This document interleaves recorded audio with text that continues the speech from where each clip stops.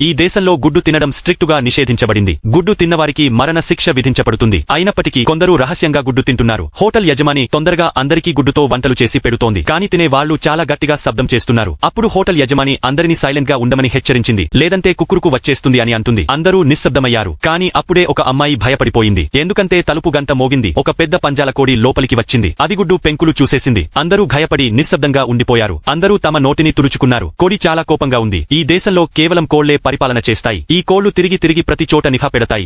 ఎవరైనా గుడ్డు తింటున్నారేమోనని. హోటల్ యజమాని బాగా భయపడిపోయింది. కోళ్లు అందరికీ మరణ శిక్ష విధిస్తాం, ఎందుకంటే అందరూ నియమాలను ఉల్లంఘించారు అని అన్నాయి. దీంతో ఒక వృద్ధుడు భయంతో గట్టిగా వణికిపోయాడు. కాని అప్పుడు ఆ వృద్ధుడు ఆకలిని తట్టుకోలేక వెంటనే తన హాఫ్ ఫ్రై గుడ్డు తినడం మొదలుపెట్టాడు. అతన్ని చూసి అందరూ తొందరగా గుడ్డు తినడం పూర్తి చేయడం మొదలుపెట్టారు. కొందరు పచ్చి గుడ్లను కూడా తినేశారు. కాని కోళ్లు కోపంతో ఆగ్రహంతో ఊగిపోయాయి. కోళ్లు చూశాయి, ఇక్కడ చాలా గుడ్లతో వంటలు తయారు చేయబడుతున్నాయని. అమ్మాయి భయపడి వెనక్కి వెళ్ళింది. కాని అప్పుడే ఆ అమ్మాయి కళ్ళు తెరిచింది. అంతా సాధారణంగా ఉంది, ఎందుకంటే కోళ్లు ఇంకా రాలేదు.